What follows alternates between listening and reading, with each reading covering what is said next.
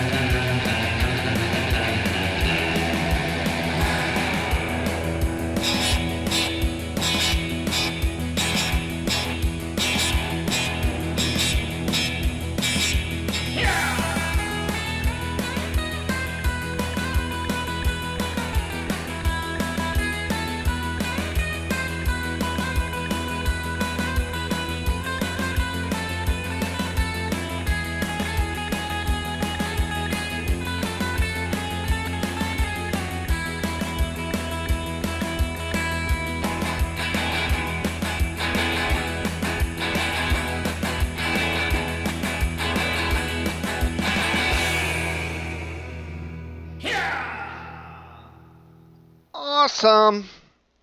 Yes, yes. So let's give some credits here. That's me on the guitar.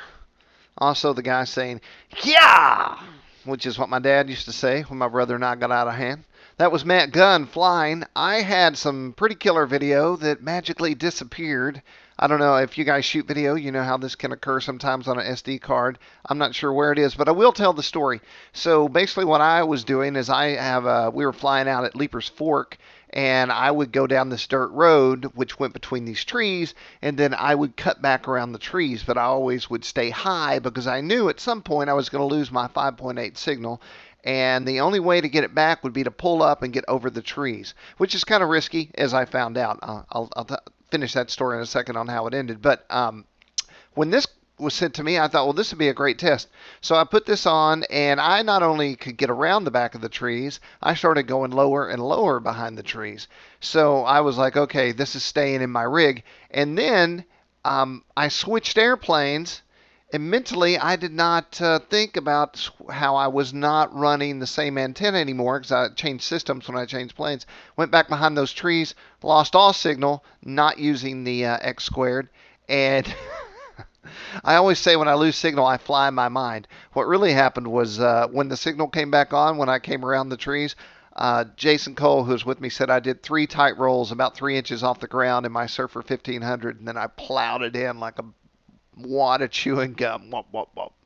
So anyway, that was Matt, and he was out there tearing it up. And Matt actually has some things to say about this antenna. It's in the review, which you're going to find in the description at the end of this video, or actually in the description at the bottom of the video here. But Matt Gunn says the X2 air directional antenna has a very wide horizontal beam width, making it a great choice for fixed wing flying, where you cover a lot of airspace quickly. Although it doesn't have the greatest vertical beam width, that proved not to be a problem while flying the Vast Banshee, the IB Crazy. It's primarily designed as a low altitude racer and obstacle dodger, and I rarely go above 200 feet. I noticed instantly that the X2 Air had superb signal at farther distances than my Omni antennas. Penetration was good, even behind tree lines at that farm field where I was testing the X2 in the video.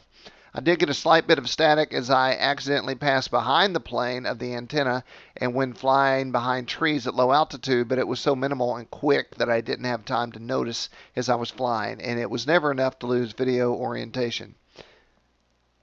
Yes, so just a few static bands. The X2 Air has quickly become my go-to antenna for all 5.8 flying. That's from Matt Gunn. He is a hardcore FPV 5.8 guy, so I take that as gospel. So this is my overview. You can also check out the review, like I said just a second ago. It's always great to get a piece of gear in that actually becomes something that I use with me every time I go out and fly, and this is definitely that piece of gear. It's going on a dual diversity receiver, and it will always be with me. I'm Jim T. Graham. Thank all of y'all for watching this video, and you've been watching RCGroups.com.